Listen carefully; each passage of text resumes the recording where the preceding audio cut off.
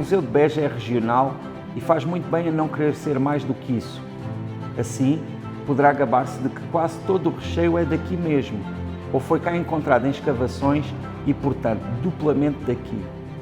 O espaço em que as espécies se mostram é o do velho convento da Conceição, com mais rigor, o que resta dele, igreja, claustro e sala do capítulo.